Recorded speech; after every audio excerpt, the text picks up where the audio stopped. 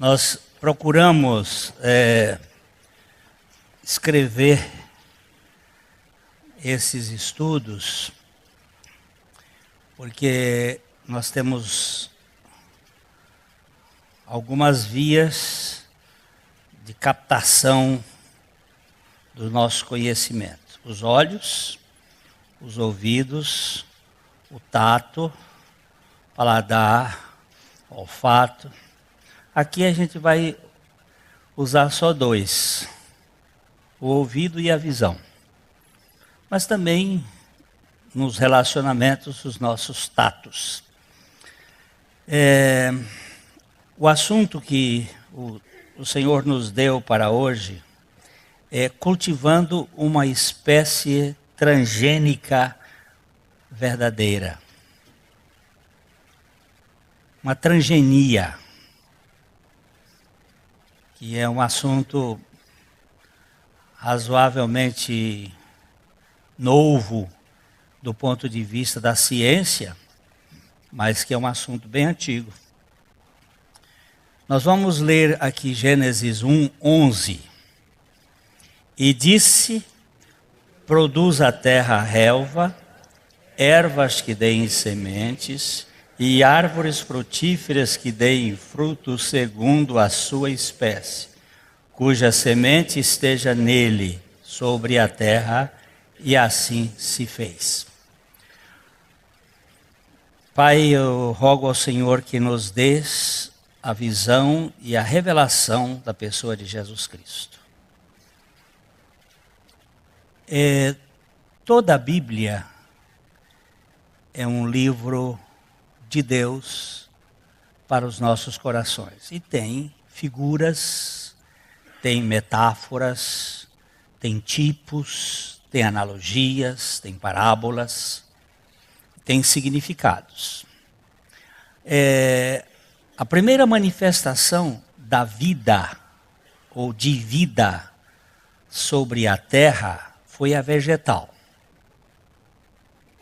As plantas semeadas no solo pelo Criador são a base da cadeia biológica no planeta. Sem o pleno sinal verde no trânsito biológico, não há a menor possibilidade de subsistência do reino animal. Nós temos a vida vegetativa, a vida animal e a vida racional. A primeira vida no planeta, onde nós temos conhecimento, é a vida vegetativa. Alguns discutem sobre isto a respeito da da microbiologia, dos seres que estão na Terra, que não são visíveis e que são muito mais ricos em vida do que o que nós temos aqui para fora. Dentro do solo existe muita vida. Se você olhar um solo sem nenhuma plantinha, ali dentro tem muita microelementos que são responsáveis pelo macro, o sistema macro de vida. Mas, do ponto de vista da criação, nós temos ali as plantas como, primeiro, sistema vital na terra. A terra deveria produzir relva, ervas e árvores segundo a sua espécie. Havia uma ordem bem definida na estrutura do DNA de cada célula, formando a espécie conforme os seus genes. Toda espécie tem uma mesma constituição que se perpetua pela semente. Há códigos. Eu estava me referindo essa semana lá no grupo da família a respeito daquele cientista, Dr. Francis Collins, que ele se tornou o pai, ou o mentor, ou aquele que presidiu a chamada Projeto Genoma, o estudo dos genes. Ele era um ateu, ele era um homem criado dentro da ciência mais elaborada, foi um dos primeiros alunos da Universidade de Harvard, que é uma das melhores universidades do mundo, mais famosas. E que um dia, enquanto ele estava como médico no leito, ao lado de uma senhora que estava em câncer, com um estado terminal de câncer, ele, olhando para ela, e disse: minha senhora, por que tanta serenidade? E ela disse: doutor, é que quando os meus olhos se fecharem aqui, eles vão abrir lá na casa do meu pai. Ele tomou um susto com aquela firmeza, com aquela serenidade, porque ele estava acostumado a ver só vida bios e vida psique, e ele nunca tinha tido conhecimento de vida zoe, de vida de Deus. Então aquilo foi um susto para ele. E ele disse que naquela noite ele foi procurar e não tinha uma Bíblia em casa. E ele foi no outro dia comprar uma Bíblia e começou a ler e a ler. E depois ele foi designado pelo presidente dos Estados Unidos para fazer parte desta comissão do Projeto Genoma. E quando ele começou a ver a ligação dos guanina, cetina, como é que chama aquilo? Os aminoácidos lá. E ele foi ficando assustado com a perfeição. Ninguém está no lugar errado.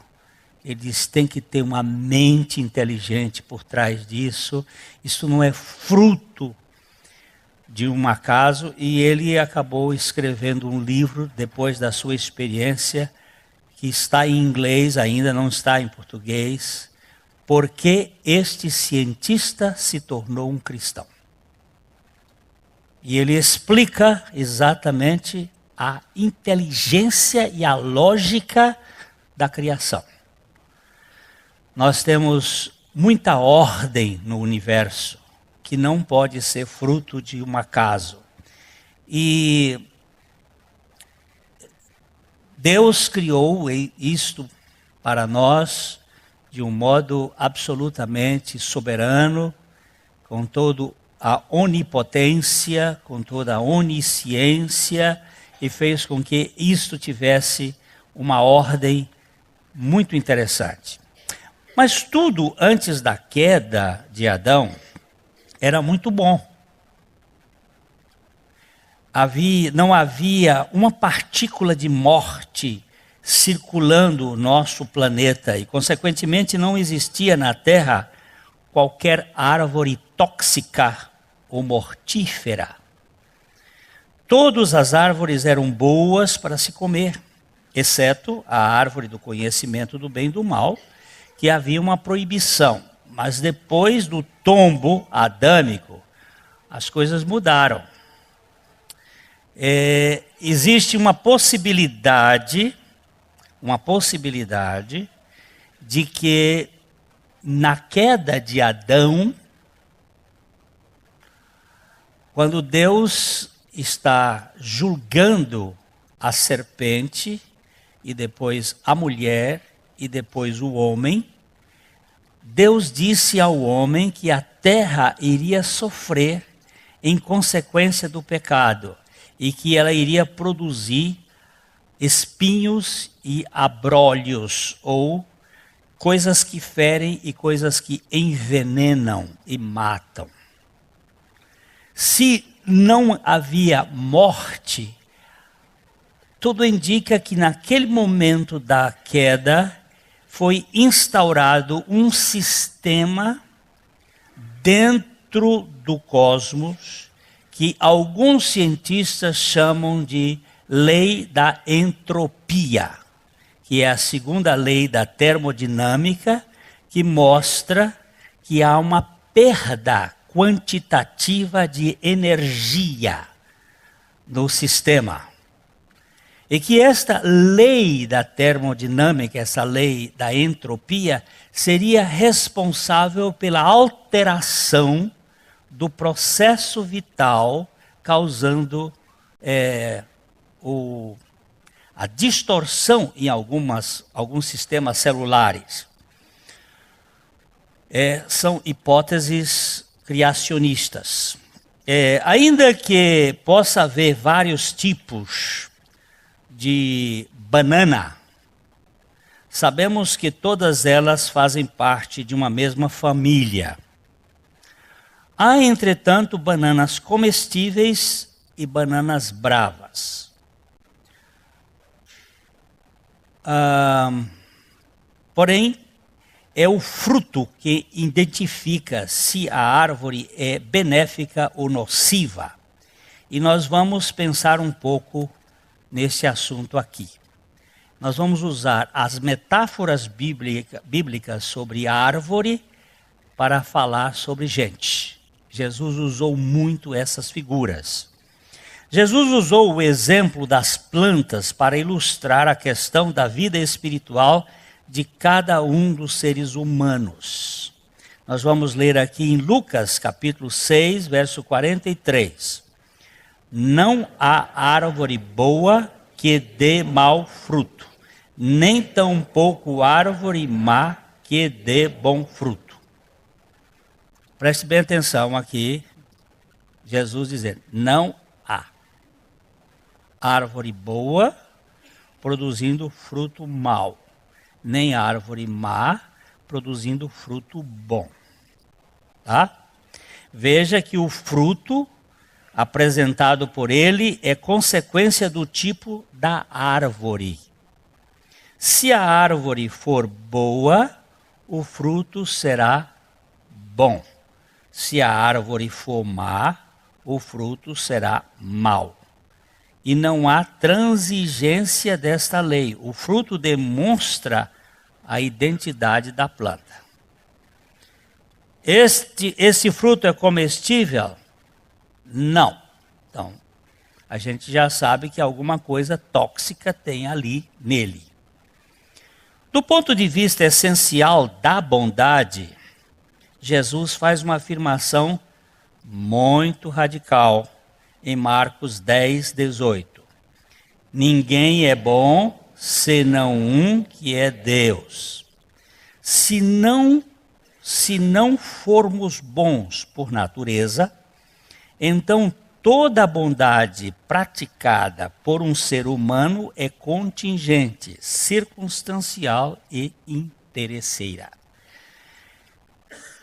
A gente, desde pequenininho, aprende que nós não somos maus. Você é uma criança boazinha. Isso é pai fraco querendo sustentar a rebeldia do filho. E inventa que nós somos bons por natureza. Não, o ser humano não é bom por natureza.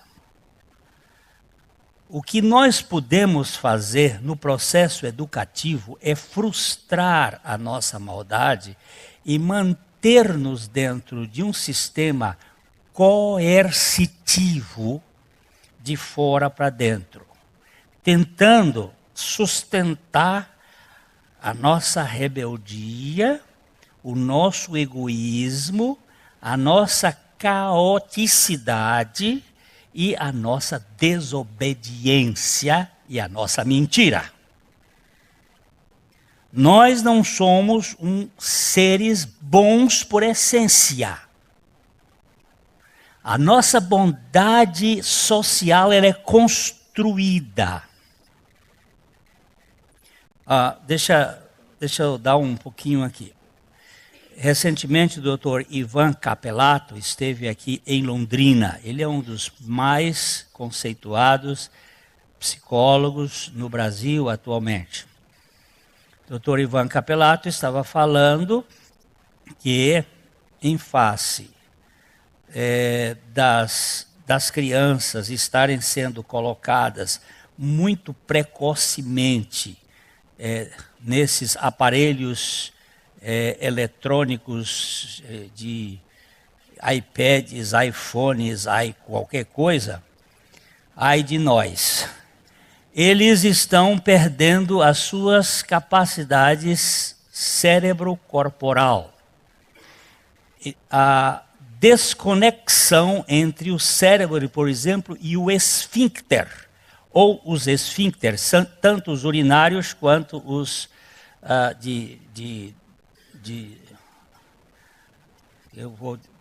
como é que eu vou usar uma palavra clássica para não ficar feio aqui?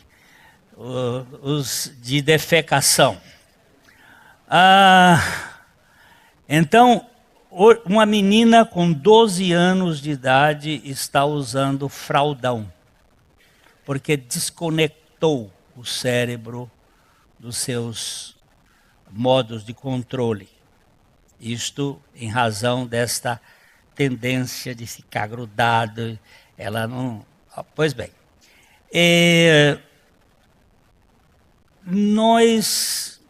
Isto tudo que nós temos de urinar, de defecar, é aprendido. Nós não nascemos com isso.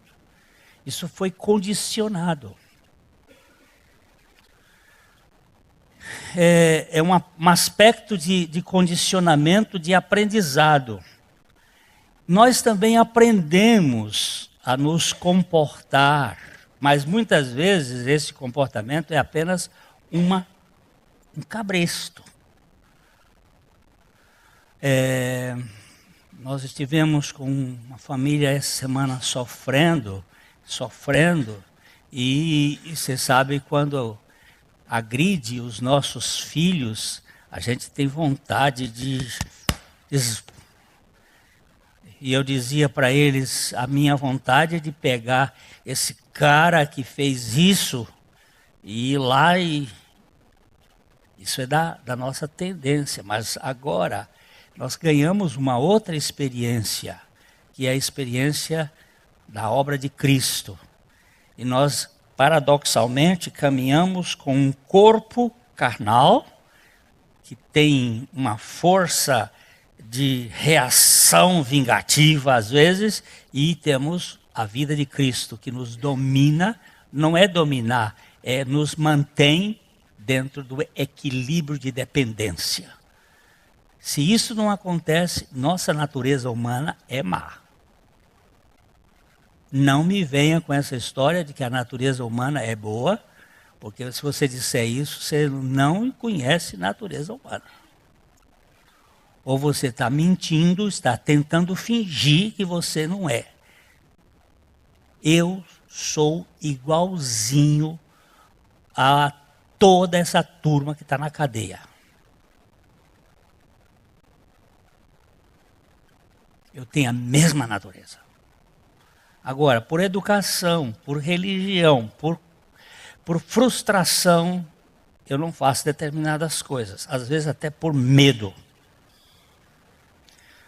E o que eu estou querendo levantar aqui é o seguinte: não existe bondade essencial no ser humano. Creio que foi com este pano de fundo da espécie que Jesus tratou do assunto. Em Mateus 12, 33. Ou fazei a árvore boa e o seu fruto bom, ou a árvore má e o seu fruto mau, porque pelo fruto se conhece a árvore.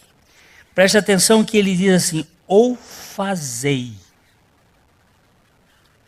É possível mudar uma árvore? Antigamente não era. A partir da transgenia mas Deus faz transgenia antes que os cientistas tivessem feito. Se a banana é prata, não mata. É boa. O fruto é bom, é quem define se a árvore é boa ou má. Não são as folhas, nem o caule, mas os frutos. Contudo, não confunda fruto com obras. Máquinas fazem obras, árvores dão frutos. Deixa eu ir bem devagarzinho, para a gente não complicar a coisa.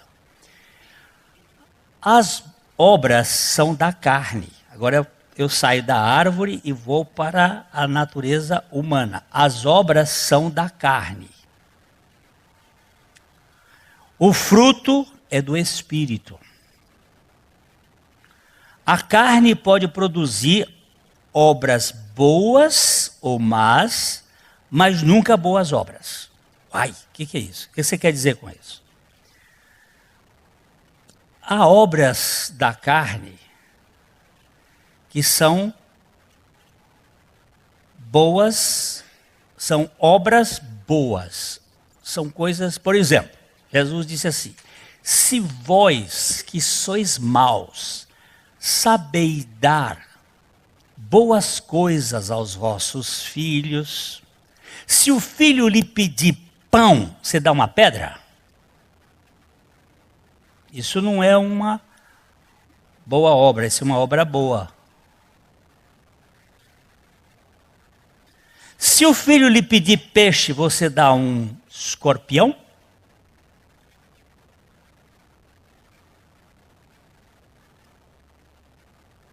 Agora, boas obras têm outra característica. Boas obras não são feitas por Adão, não são feitas pela natureza de Adão.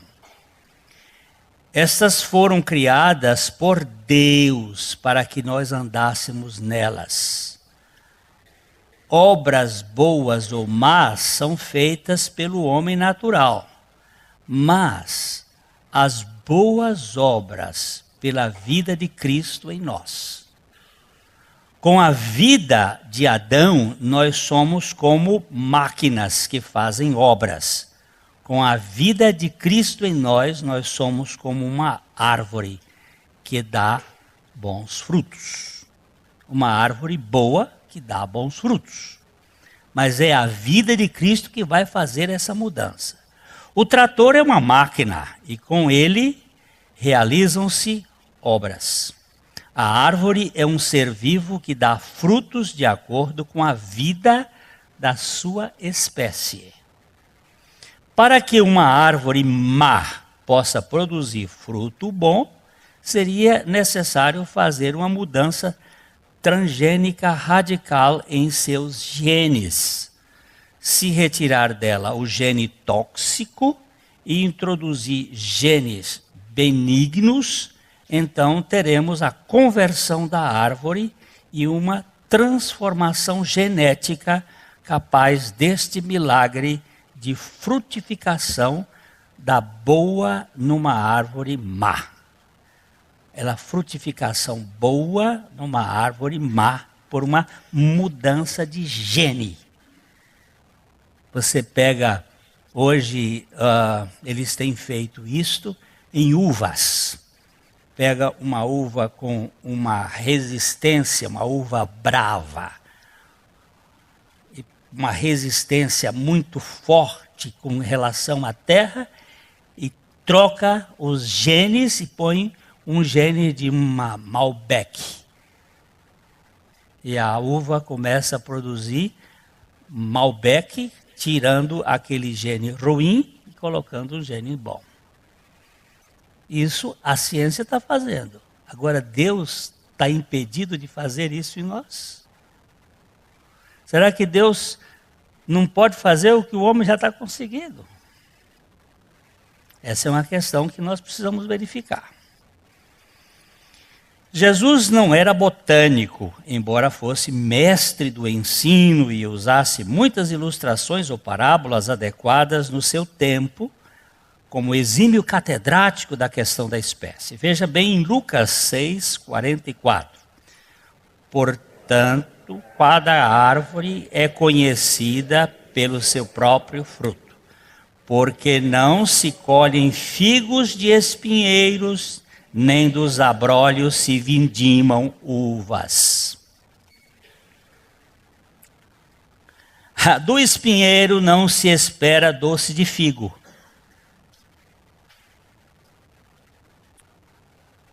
Vocês gostam de doce de figo?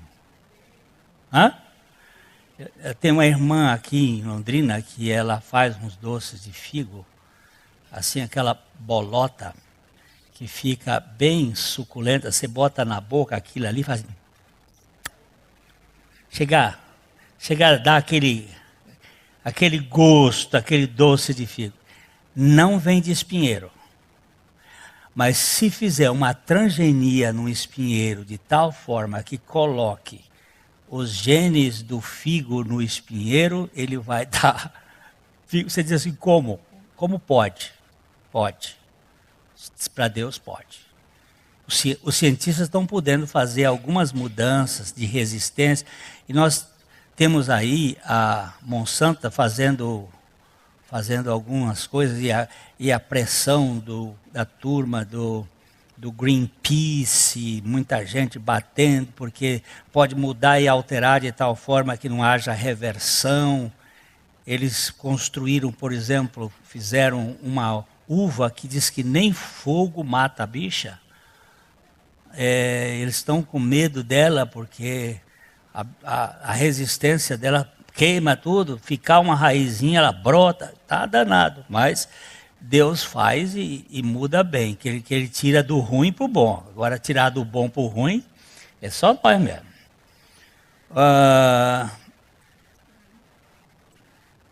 Dos abrolhos, nenhum vinho selecionado.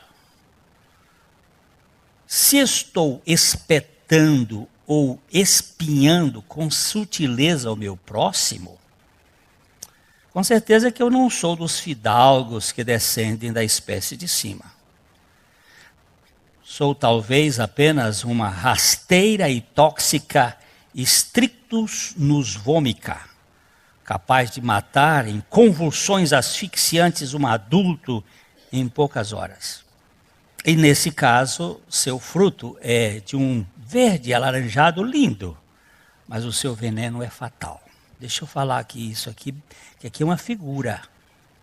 Às vezes eu falo até umas palavras bonitas, mas são palavras para aprisionar, para sufocar, para manter as pessoas com certos compromissos comigo. Eu não estou trazendo libertação, mas aprisionamento. A nossa palavra, ela é muito mais poderosa do que nós podemos imaginar. A Bíblia diz que o poder da vida e da morte está nas palavras. Com uma palavra eu posso matar uma vida, e com uma palavra eu posso dar vida a uma pessoa. Eu sempre conto essa mesma experiência porque ela foi muito interessante.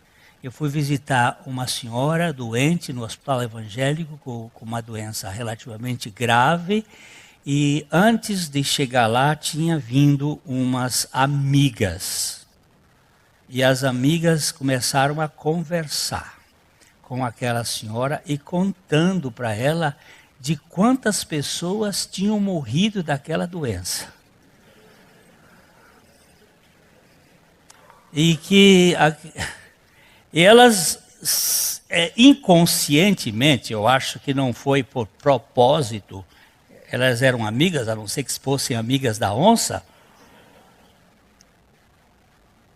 elas iam contando para ela que fulana de tal foi acometida dessa doença e não demorou muito tempo. E aí outra e outra. E elas saíram e a mulher ficou com aquela cultura que tinha permeado o quarto. E uns 15 minutos depois eu entrei, fui visitá-la, e ela virou para mim e disse assim: ô pastor, foi Deus que mandou o senhor aqui. Eu digo: olha, se foi Deus que mandou, bendito seja o Senhor. E ela começou a contar. E eu digo, e nenhuma delas contou quantas foram salvas dessa doença? Porque algumas já foram também salvas dessa doença. Mas a gente tem uma tendência tão diabólica de olhar o lado trágico das coisas, de olhar o lado do desespero e que não temos uma mensagem de esperança. Aí nós conversamos lá e quando o final ela saí, ela foi e beijou minha mão e disse assim, foi mesmo Deus que te mandou aqui. E eu tenho pedido ao Senhor que eu seja sempre parte da solução dos problemas e não parte dos problemas. Me dá palavras de edificação, que nós tenhamos ouvidos de erudito, para podermos ouvir como os eruditos e falar palavras como os eruditos, que possam trazer cura para as pessoas. Mas eu posso ser instrumento de Deus ou instrumento do diabo, com a minha palavra. Eu posso trazer saúde ou doença com a minha palavra. E é preciso que nós tenhamos a consciência disto. Há poder de vida e de morte nas palavras. Desde pequeno, eu já até citei isto aqui, um domingo deste aqui, desde pequeno que eu ouvi, cuidado com o fruto que passarinho não bica. A carambola é um desses. Lindo, gostoso, mas passarinho não come. Tem uma toxina que ataca os rins. No mundo dos relacionamentos, há muita gente em que os frutos dos lábios são até belos aos ouvidos, mas inflamam as entranhas com o veneno da alma. São palavras que acabam adoecendo. Eu vou contar um exemplo meu. Eu sou um filho que lá no Nordeste chama-se ponta de rama. O que é ponta de rama? É um filho que vem no final da postura. Não era para vir mais. Meu irmão mais velho do que eu tem 6 anos mais. Minha mãe já tinha 6 filhos, já tinha perdido 2. Ela não queria mais, com 43 anos de vida, ela não queria mais um filho, e eu apareci. E minha mãe chorou muito quando ela ficou grávida, porque ela não queria. Mas quando eu nasci, ela tentou compensar. Isto é um sentimento muito natural. E ela preparou, por exemplo, eu tive um travesseiro de pétalas de rosas. Coisa que eu acho que vocês nunca tiveram. Era uma coisa muito... Ela cuidou.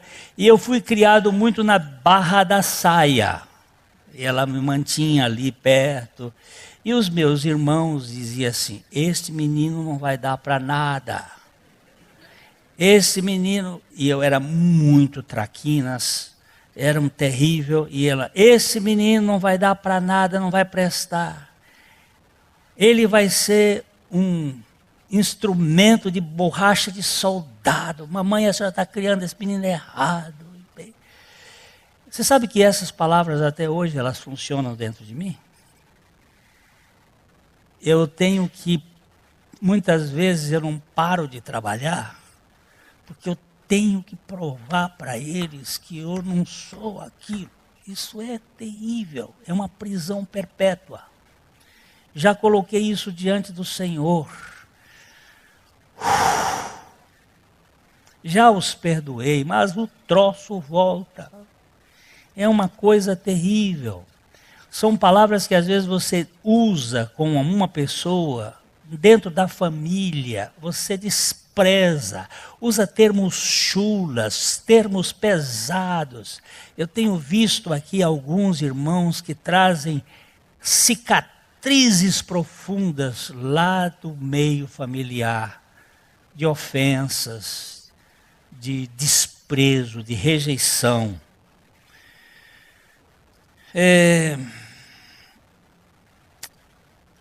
A frutificação é sempre produto da espécie. A árvore boa dá bom fruto. A má, mau fruto. O ser carnal frutifica segundo a carne, e o seu fruto é maligno. enquanto que o ser espiritual frutifica de acordo com a vida vivificada pela ressurreição de Cristo e o fruto é benigno. Eu tenho tido o privilégio de conviver com pessoas. Tem pessoas com quem eu convivo e eu saio reabastecido.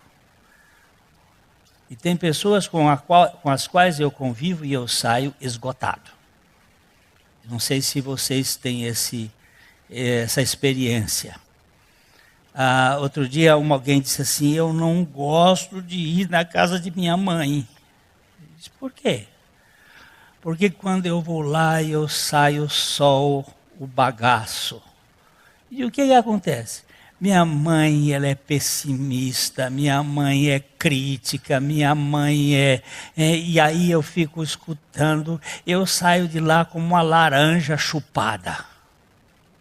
Eu disse, eu conheço isso. E eu conheço isso aqui dentro desse meu canto de atender gente. Tem dia que eu atendo uma pessoa e depois que eu atendo 1 hora, eu grito para a secretária, me dá 15 minutos. Ela diz, por quê? Outra pessoa está aqui. Não, pede para esperar 15 minutos. O que o senhor vai fazer? Pode deixar.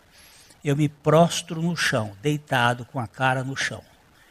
E fico clamando a Deus, Senhor, tem misericórdia de mim. Eu fui sugado, puseram um canudinho na cabeça,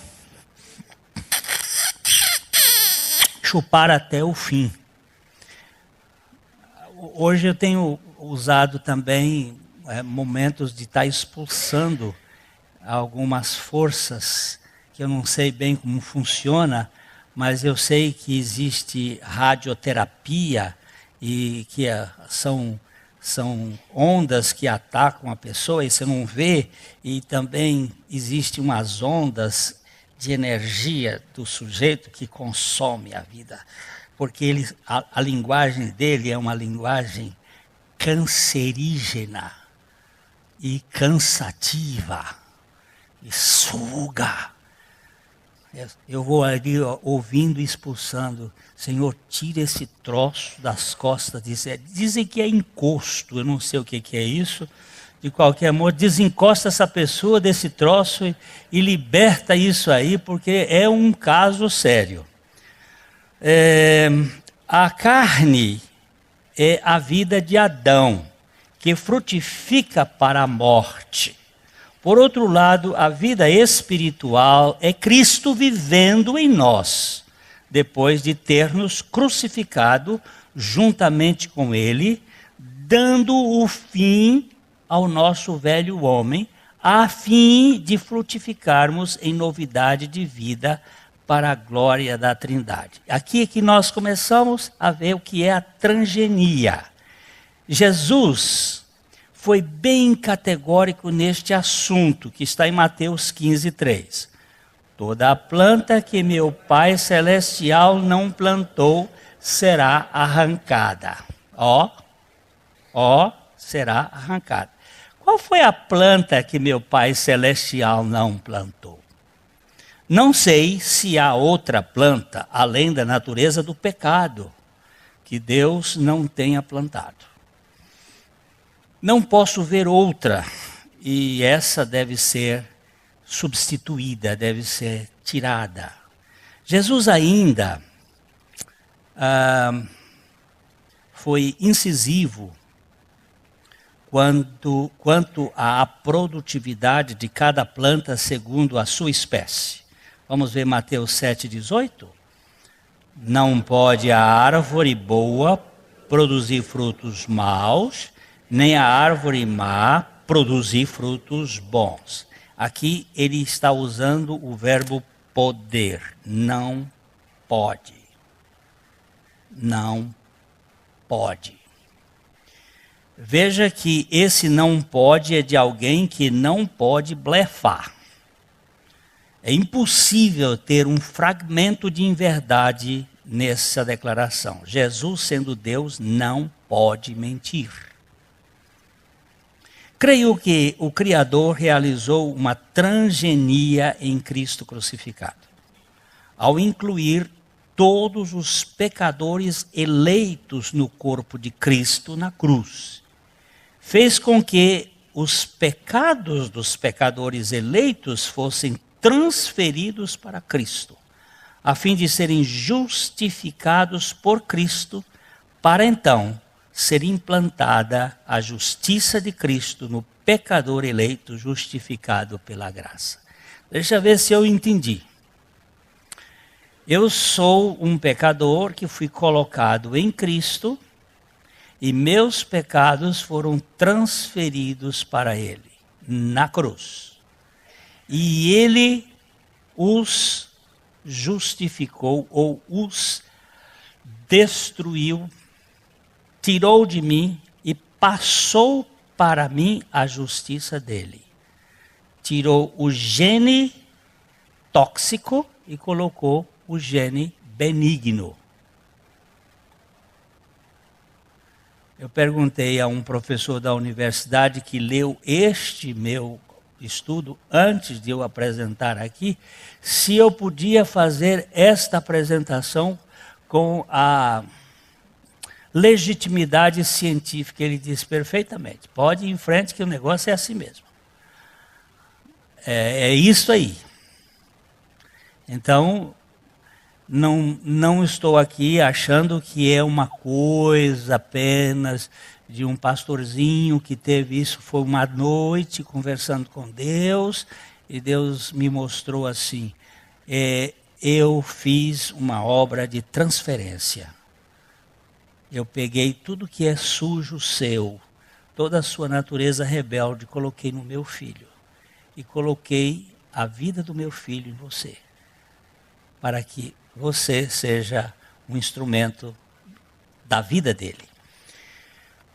Parece que a Trindade se envolveu aqui numa operação de transferência de genes bem arriscada, ao incluir nosso velho homem em Cristo crucificado, para em seguida imputar-nos a vida de Cristo ressuscitado como a garantia de regeneração. Vejam como Jesus descreve a obra da redenção em João 14, 20. Naquele dia, vós conhecereis que eu estou em meu Pai, e vós em mim, e eu em vós. Esse aqui é um assunto de fé na palavra de Deus.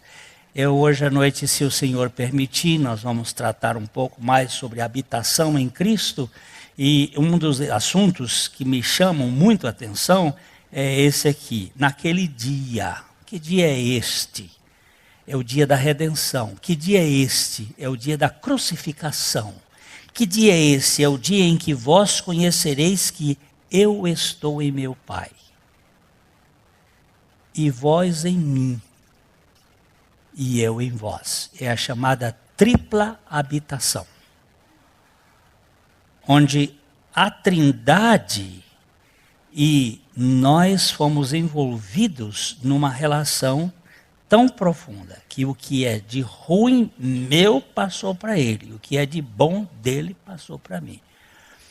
Osmose talvez explique alguma coisa, mas é mais a questão transgênica mesmo. Tiro um e ponho outro, para que você não seja mais você, mas eu vivendo em você. A engenharia genética vem fazendo experiências semelhantes na agricultura. Se um cientista pode fazer essa transferência, criando espécies mais resistentes e outras com características diferentes, seria impossível ao Altíssimo realizar uma façanha como essa? Seria impossível para o Deus Todo-Poderoso nos fazer participantes de sua natureza? Oh, que coisa linda! Talvez a profecia aqui estivesse nos mostrando o milagre nas entrelinhas. Vamos ver o que Isaías 55:13 diz. Em lugar do espinheiro crescerá o cipreste, em lugar da sarça crescerá a murta, e será isto glória para o Senhor e memorial eterno que jamais será extinto. Esse texto de capítulo 55 de Isaías, ele fala exatamente, aquele que tem sede, olha, venha beber da água que eu tenho para dar, sem dinheiro, sem preço. Aí ele vai descrever que a palavra de Deus é como a neve, a chuva que cai, e quando cai faz brotar, e não tem outro jeito, ela não vai ficar vazia. E aí ele usa essa expressão, mostrando que em lugar, talvez substituindo o espinheiro, vem o cipreste, e substituindo a sarça, crescerá a murta, que são remédios para sarar as dores da alma. Aquilo que feria, agora é substituído por aquilo que cura, que muda as nossas entranhas. A única maneira desse milagre se efetuar foi a encarnação de Deus e a transferência dos pecados dos escolhidos do Pai para o seu Filho amado, Cristo Jesus. E aí Paulo diz, a fim de que o preceito da lei se cumprisse em nós, que não andamos segundo a carne, mas segundo o Espírito. Já que Jesus recebeu tudo o que há de meu pecado, e ele assume o meu pecado, e transfere a mim a sua justiça, o preceito da lei se cumpre. E eu agora não preciso mais cumprir a lei, porque a própria lei vem viver em mim. É um novo pacto. Ele diz, eu não farei mais aquele pacto velho em que a lei estava do lado de fora numa tábua de pedra, mas agora é um pacto novo em que eu virei para o seu coração e serei a sua lei. Oh, gente, se você não está entendendo isso, nem eu, nós estamos fora do cristianismo. Nós estamos totalmente fora do cristianismo. Eu não mato, não é porque a lei diz não matarás. Eu não mato, é porque a lei do Espírito da vida em Cristo Jesus me livrou da lei do pecado e da morte. Calma aí tem outra coisa, é um outro princípio. É um outro princípio. A única maneira deste milagre se efetuar foi a encarnação, já lê, no parágrafo seguinte diz assim, no mais, no pomar de Deus não há lugar para uma planta que não dá bons frutos. Jesus foi também enfático, em Mateus 7,19. Toda árvore que não produz bom fruto é cortada e lançada no fogo. Oi? Entendeu? Entendeu? A árvore que não dá bom fruto é cortada e lançada no fogo. Entendeu ou não? Tá. Anteontem para esse casal, para a família dele, se o inferno não existisse, era necessário criar. Era preciso criar um inferno.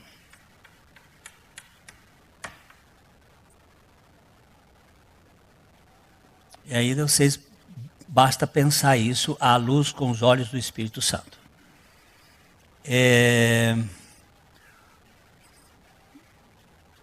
O que podemos nós retrucar?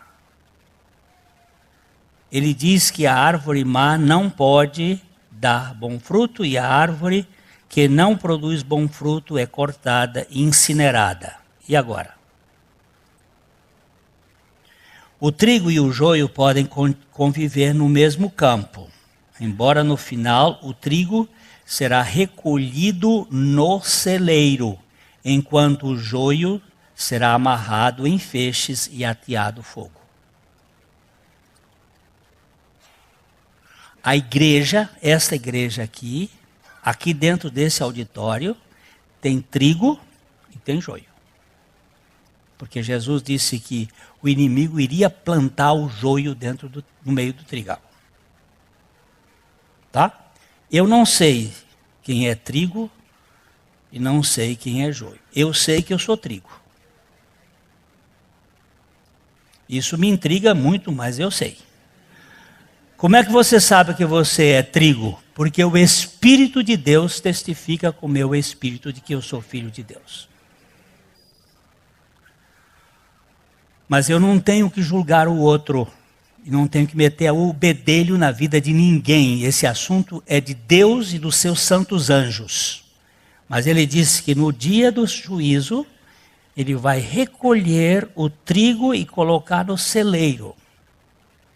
E vai ajuntar o joio em feixes e tocar fogo. As figuras bíblicas são para a gente ter possibilidade de pensar. Eu sei que, como disse Olavo de Carvalho, 70% do povo brasileiro, quando lê um texto, não sabe interpretar. Nós estamos com aquilo que se chama de analfabetismo funcional.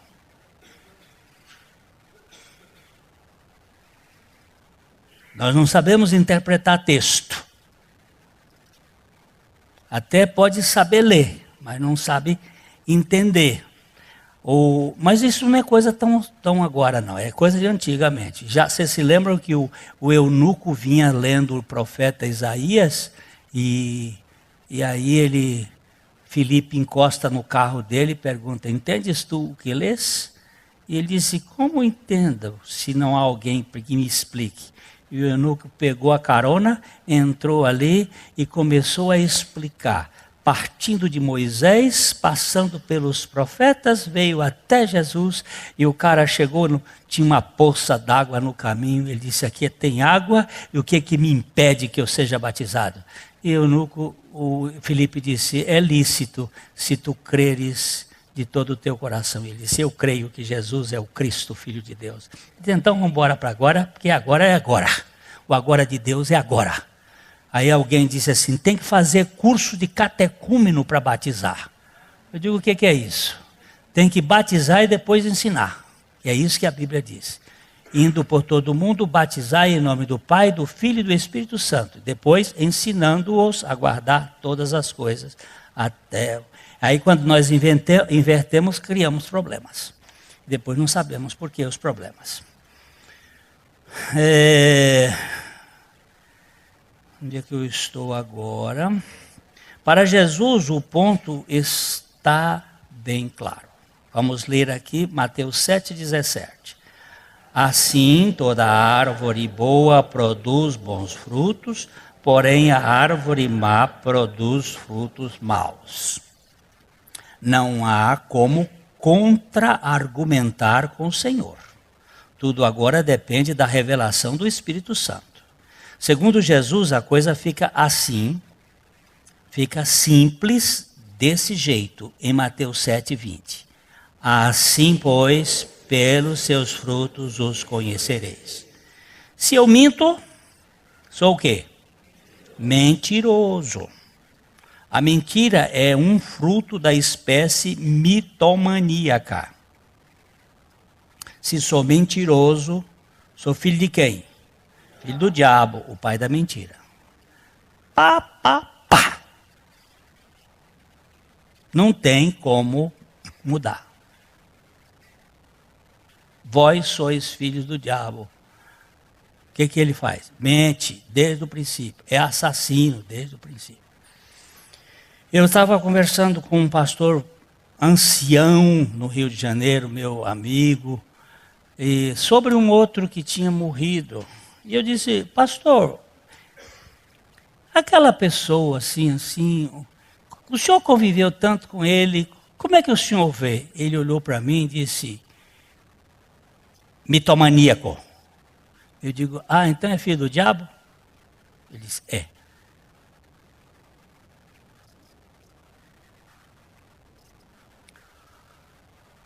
Mitomaníaco. Sabe? É uma palavra bonita. Mitomaníaco. Mentiroso. Fica mais forte. É, mentiroso.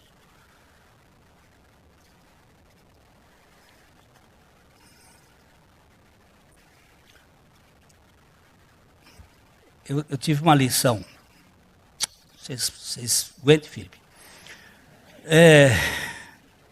Léo era pequeno. Meu filho. Tinha 2, 3 anos. Viram para ele querendo sair conosco. Nós íamos jantar fora. Minha esposa e eu temos um dia na semana que a gente procura sempre ir comer alguma coisa fora, ficar junto. Às vezes com amigos, às vezes só nós dois. Vamos lá. Aí nós íamos saindo e ele, eu quero ir. Não, que vou ter uma reunião. Você não vai. Mas eu quero. Não vai. Vai ficar. Bom, terminou. Eu saí, desci ali a rua Sergipe, cheguei no meio do quarteirão, lá vem uma voz dizendo, você mentiu para o seu filho. Não estava tão errado, ia ter uma reunião, mas era com a mãe dele. Mas estava mentindo. Aí eu voltei, subi, parei o carro, cheguei, voltei, ele já tinha, a moça já tinha consolado ele lá, a Cris, que morava com a gente, e aí aí eu disse, papai, você voltou? Voltei, mas eu vim dizer para você o seguinte, não é bem uma reunião, papai vai sair e vai jantar com a mamãe. Mas eu quero ir, mas você não vai. Tá? E os anos se passaram. Um dia ele estava conversando com alguém que contou uma história, disse que o seu pai fez isso. Ele disse, é mentira sua. Como que você pode dizer que é mentira minha, moleque? É, porque meu pai me disse que foi assim, e ele não mente para mim.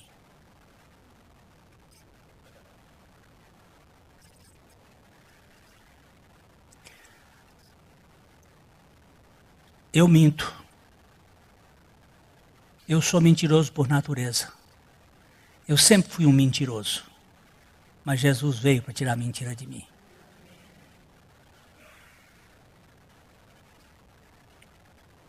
E quando eu omito um fato, eu preciso, depois, eu não aguento. Eu tenho que tratar esse troço.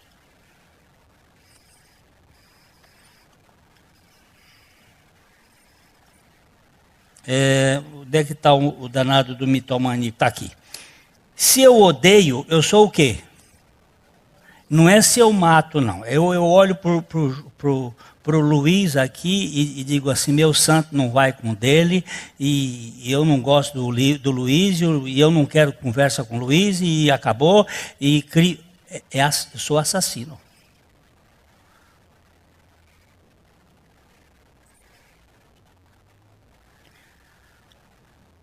A mulher virou para mim e disse assim, pastor, eu fiz o enterro do meu marido essa semana.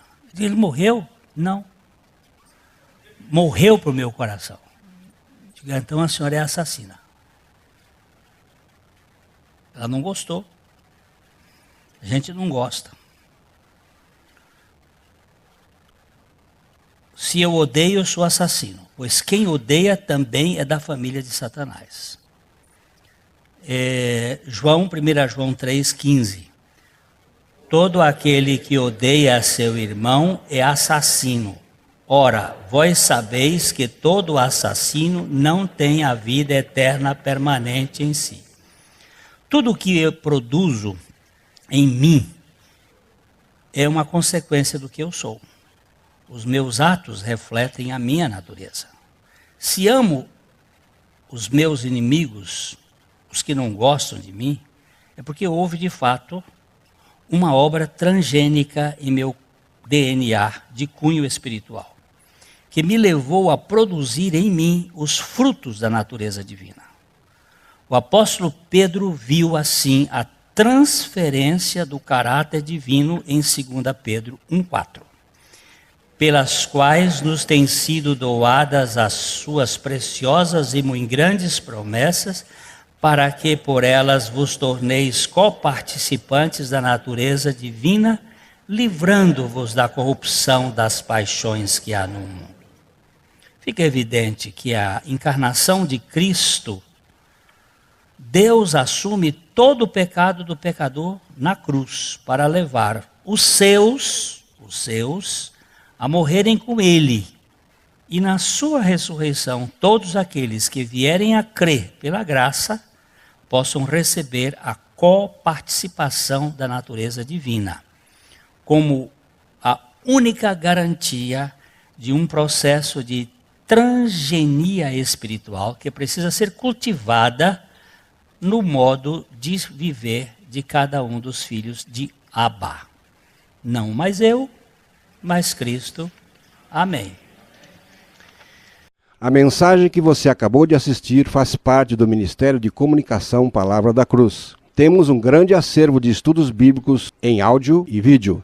Distribuímos também gratuitamente o jornal mensal Palavra da Cruz. Entre em contato conosco pelo fone 0 operadora 43 3372 8900 ou pelo e-mail livraria@piblondrina.com.br. Visite-nos pelo site www.livrariapiblondrina.com.br ou acesse www.piblondrina.com.br. Graça e paz.